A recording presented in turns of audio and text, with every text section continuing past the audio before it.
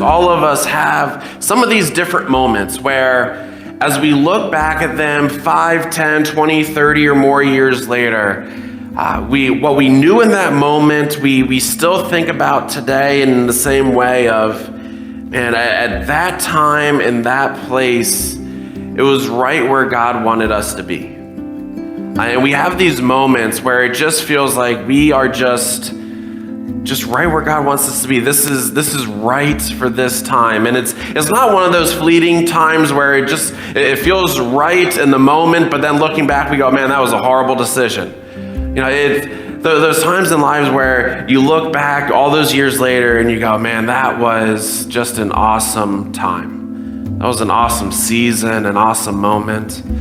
I think about growing up, I played baseball, and the baseball field was this place that I was always so thankful for, and I just viewed it as a blessing. I didn't go to church very much growing up, but every time I crossed those chalk lines onto the field, I thanked God.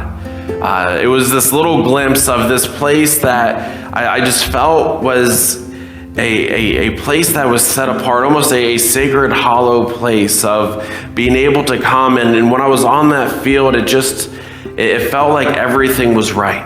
I could practice for hours. I loved just going to baseball practice and taking ground balls on the infield. But as you grow up, we have these moments, and maybe it's holding our newborn children or grandchildren, or maybe it's those times on vacation, gathered together with family in the mountains, on the beach. Maybe it's just sitting on the porch and just watching the sunrise or the sunset.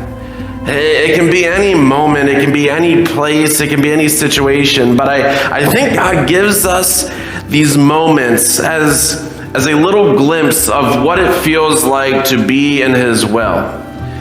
When we walk in God's will, it feels like that the whole time. God, this is exactly where you want me to be right now. And as we look back years later, we can still sense, yes, God, that was where you wanted me to be. I think that's part of what it means to live life abundantly. Jesus spoke to His disciples. He said, I am the door. If anyone enters through me, he will be saved and will go in and out and find pasture. The thief comes only to steal and kill and destroy.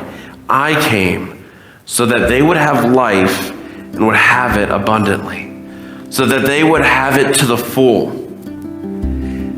Right now, on this earth, currently, there live roughly about 7.2 billion people.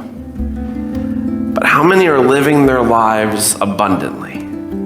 Not just going through the day and doing what needs to be accomplished and waking up the next day, and it's pretty much the same as the day before, and they're getting through each day, and there's moments of happiness, but they're just living life in an ordinary way.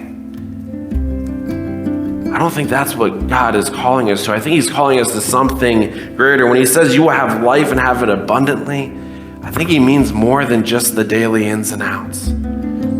How many are living their life abundantly? I think maybe the better question is, are you living your life abundantly? Is that what we are doing? In the end, it doesn't matter what 7.2 billion people on this earth do. It matters what we do. We're the only person that we have any control over. We can't force people to believe, to walk in faith, to do any of that, but we're responsible for our reactions to what God has done, to our faith, to how we move forward in our lives. Have